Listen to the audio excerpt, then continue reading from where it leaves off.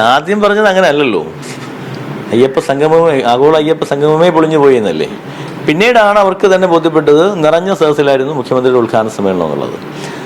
സ്വാഭാവികമായും ഏത് കോൺക്ലേവിലാണ്, ഏത് സംഗമമായിക്കോട്ടെ, അവിടെ പിന്നെ സെഷനുകളിലേക്ക് പോകുമ്പോൾ സ്വാഭാവികമായും അക്കാഡമിക് ഇൻട്രസ്റ്റ് ഉള്ള ആളുകൾ മാത്രമേ അതിലിരിക്കാറുള്ളൂ. അത് ഏത് കോൺക്ലേവ് നിങ്ങൾ എടുത്തു നോക്കൂ. ഇതൊരു വിമർശനം വന്നുകൊണ്ട് വലിയ വിവാദമായി എന്നുള്ളതേ ഉള്ളൂ. 12:30 മണിക്കാണ് മുഖ്യമന്ത്രിയുടെ ഈ ഉദ്ഘാടനം ചെയ്ത സമ്മേളനം അവസാനിക്കുന്നത്. ഉച്ചഭക്ഷണത്തിന് പിരിയുന്ന സമയമാണ്. എന്നാൽ പോലും തുടർന്നങ്ങ് പോവുകയാണ്. ഒരേ വേദിയിൽ ഒരേ സമയമാണ് 3 വേദി. മാസ്റ്റർ പ്ലാൻ ഉദ്ഘാടനം കഴിഞ്ഞ വേദിയിൽ മാസ്റ്റർ പ്ലാനാണ് ചർച്ച ചെയ്യപ്പെടുന്നത്. തുടർന്ന് പോവുകയാണ്. 2 മണിക്കൂറാണ്, 2:30 വരെ അതുണ്ടായിരുന്നു. അതേ സമയത്ത് തന്നെയാണ് ഹിൽ ടോപ്പിൽ ക്രൗഡ് മാനേജ്മെൻറ്റുമായി ബന്ധപ്പെട്ട ചർച്ച. അവിടെ ജേക്കബ് പിന്നൂസ് സാറാണ്. അവിടെയും 1,500 പേരുണ്ടായിരുന്നു. അതേ സമയത്ത് തന്നെയാണ് ഇപ്പുറത്തൊരു ശ്രീരാമ സഹേതം ഹാൾ, അവിടെ കുറച്ച് പേര് 250 പേര് ഇരിക്കാനുള്ളൊരു ഹാൾ, ചെറിയ ഹാളാണ്. അവിടെയും അത്.